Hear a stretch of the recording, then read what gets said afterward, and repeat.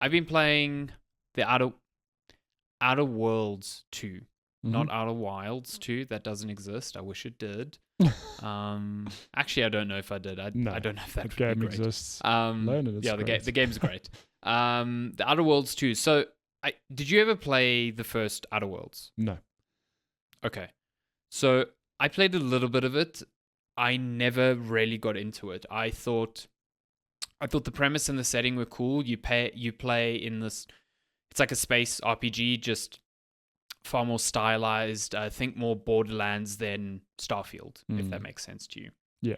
It's got a very like westerny vibe. Like a lot of your guns are old pistols or like repeaters or really bulky shotguns. They're very over the top and ridiculous, and like people wear top hats and have crazy beards and shit like that. But the whole undertone of this world and this franchise is like capitalism gone bad. All the factions within space are all trying to sell you things, and they're all warring for a way to kind of like sell more things to customers and kind of screw over their competition. It's like unhinged capitalism. That's the whole deal with it, which is why a lot of people took umbrage with the game's like marketing and how Microsoft was trying to make it an $80 game, and they were like, these people don't understand what this game's even about, blah blah blah blah blah. So first game felt a bit odd. It was a lot of very small hubs that you kind of bounce between, and not like one big coherent world. And considering it came from the people who did, Obsidian, they've done Fallout New Vegas. It just felt a bit disjointed and not great. The role-playing systems didn't feel that fleshed out. It just lost a lot of gas very quickly, despite the thing being quite interesting. So I think so far, the Outer Worlds 2 mends a lot of those issues. I find the game gets going quite quickly. You play as a soldier, as part of the Earth's, what they called? Earth... I don't think it's Federation. There's another faction called the Protectorate, but I can't remember the one you start as. And you go on this mission, and you're kind of like betrayed by the end, and it just kicks off this adventure of like you trying to find out why this person betrayed you and why they created this like massive singularity at the center of the universe that is going to like consume planets nearby very quickly. All the while, these different capitalistic factions are trying to vie for your hand and trying to convince you that they should be the ones you should be fighting for, stuff like that. What I like about this setup is that it reminds me a lot of Fallout New Vegas, in that there isn't a faction here that screams, I am the good guy faction or I am the bad guy faction. Yeah. Very similar to New Vegas, where you had, what is that dude's name? Something House, Andrew House. He was like the leader of New Vegas for all intents and purposes, and then you had this like faction in there that was modeled after Caesar and the Roman army, and then you had this other faction, and none of them seemed like particularly great people, but you kind of needed to align with one of them or none of them. That sort of like moral ambiguity is kind of core to what makes New Vegas really fun, and I think so far that's what I'm digging about the Outer Worlds too, because I get into conversations with people who are aligned with different factions, and I don't really know who I want to go with. They all have their own flaws and their own weird like viewpoints on the world, and each of them feel icky in a way, but it's like, well, I gotta go with one of them to get the job done, so I'm gonna go with this person or this person. So I like that part about it. It's also just kind of funny. It's very tongue-in-cheek sort of humor, where some of your responses to the characters kind of, they point out the absurdity of the situation you're in, or point out how absurd the entire like world is, which I find quite humorous, and the characters kind of respond in turn as well. So it's just a very self-aware sort of game without being so self-aware that it has its own flaws, if that makes sense. Like, I really dislike games that joke about mechanics that are frustrating to deal with, but then still force you to deal with those mechanics. It's just like silly. It's like, if you understand that this is annoying, just don't make me do it. But that's not the case here. I think it's just funny writing around the universe itself. The game, from a gameplay perspective, is very similar to the first game, where I think it leans more towards like a role-playing shooter, so to speak. You do get the option to role-play more complicated characters. Like, I started off as someone trying to go stealthy, similar to the footage you're seeing now.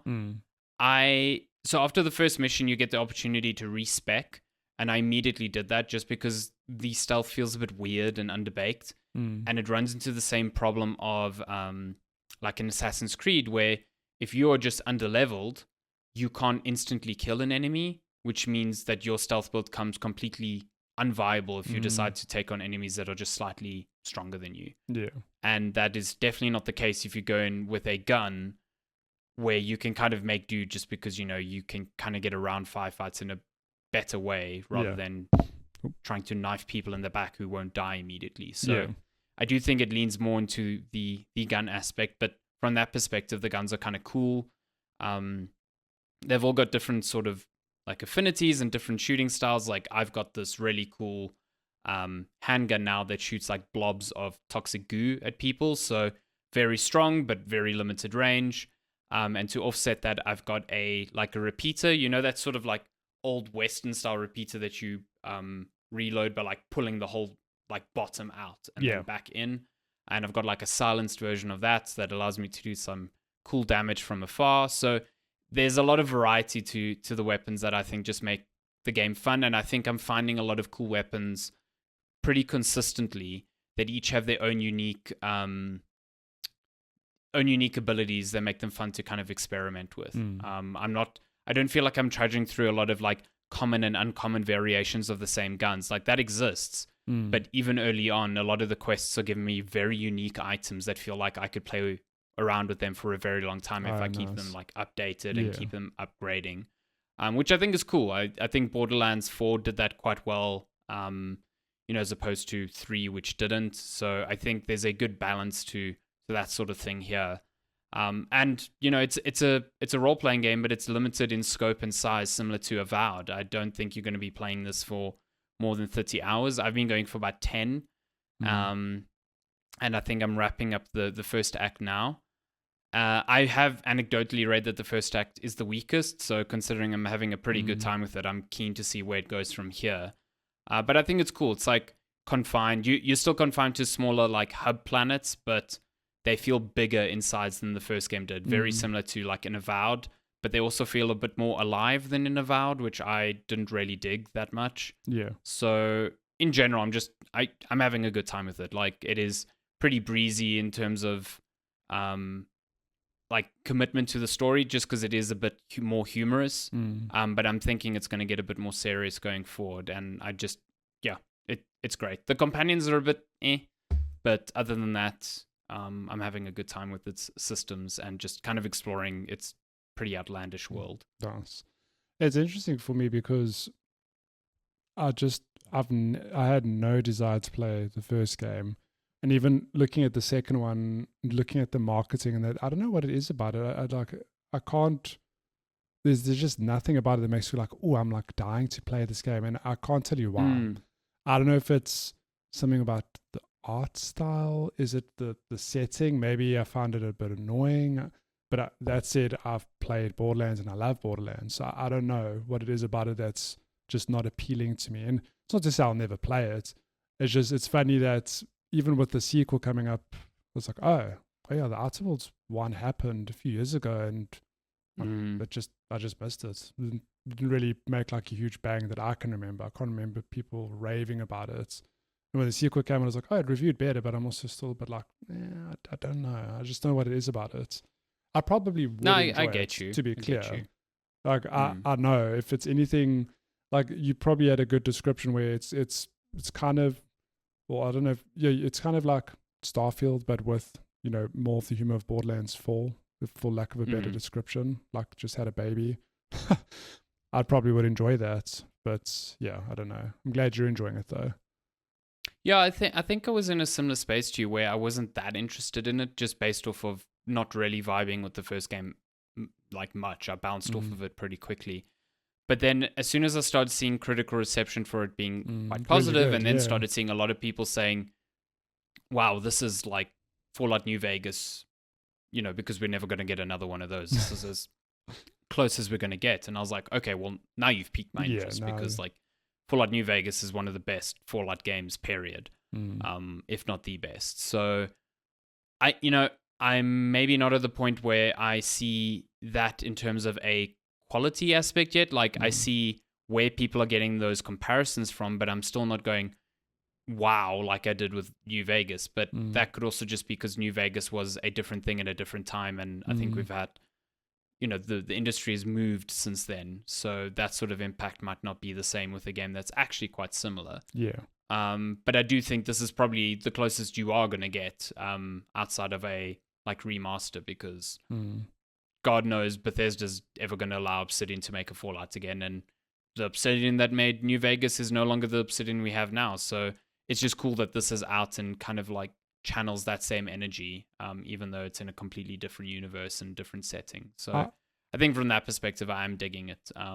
Even if it is a significantly more watered down role-playing experience, I think, than a Fallout. But I guess that just helps it be a bit more breezy and easy to get into. And I am digging it from that perspective. I could be wrong, but did I read that, because I know fans like yourself would love Fallout 4 to be remade or remastered or something. I think Obsidian have said they've just got no desire. Like the game is what it is. And again, I don't know if it's their call to make, because, Bethesda, but I don't think it's like not on their radar from what I understand. Yeah, I would imagine it's not really their call to make. But again, probably a lot of the people who were there to make New Vegas aren't there anymore. So I get that. There were rumors this week that Bethesda is working on a Fallout 3 remake or remaster to the same degree as Oblivion that came out earlier this year. Yeah. And I mean, that seems like the biggest no-brainer to me, considering how big Fallout 3 was for them. And I would play that in a heartbeat. But I think there was a lot of, maybe it's reading into things, but a lot of bad blood between Obsidian and Bethesda when New Vegas came out, because like a lot of people thought that New Vegas was a better Fallout than Fallout 3. And it was the only time that Bethesda kind of licensed it out to someone else to make. So they haven't since, and they likely never will again. And that's a bummer, but yeah, you can still play New Vegas today, and it's great. So just go do that.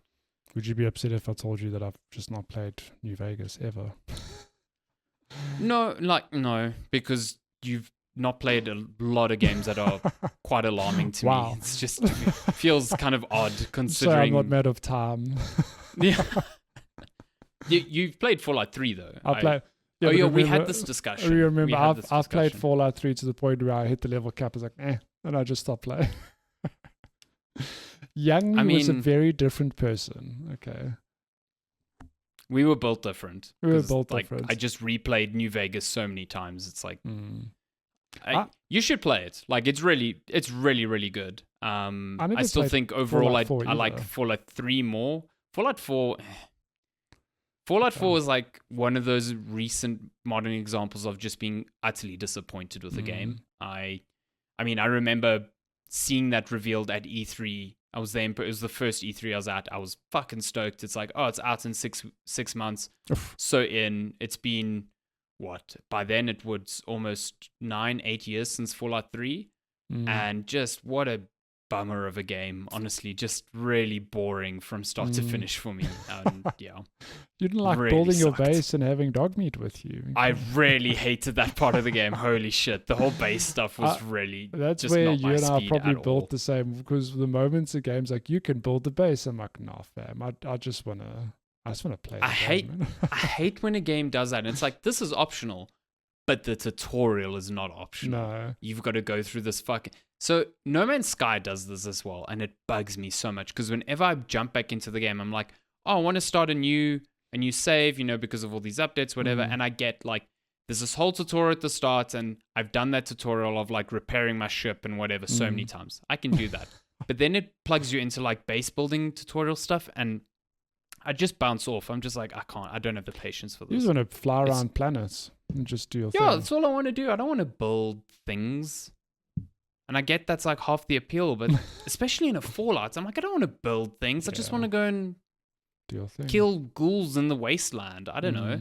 I got this fucking German Shepherd. Do you think he wants to build things? I don't think so. Dog meat, hand me a hammer. We're building now. Yeah. Fuck.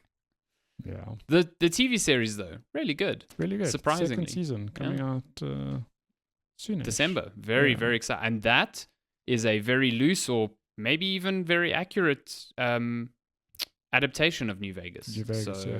I fucking popped when I saw that shit in the final episode. It was like slow panning shots of a what's it called? Vegas. Something claw. Deathclaw? Deathclaw, that's it. Yeah. Deathclaw. And then the panning shot to Vegas, and I was just like, Oh, let's go! And Shawnee's like, calm down. Just calm down. remember, It's I've just new- I've it's just just played Vegas. Fallout. You've played New Vegas how many times? So many times. So I many remember times. Deathclaw. So many I times. remembered. Who's the real fan? here? Deathclaws were in Fallout 3, okay? Let's just calm down. Okay. Why are they showing them in the trailer for season 2? Because you never got to see one in season 1, I'm just saying. There's You're a right. Deathclaw there. You're right. Okay, well, Outer Worlds 2, good time, according to this man who is a New Vegas stan.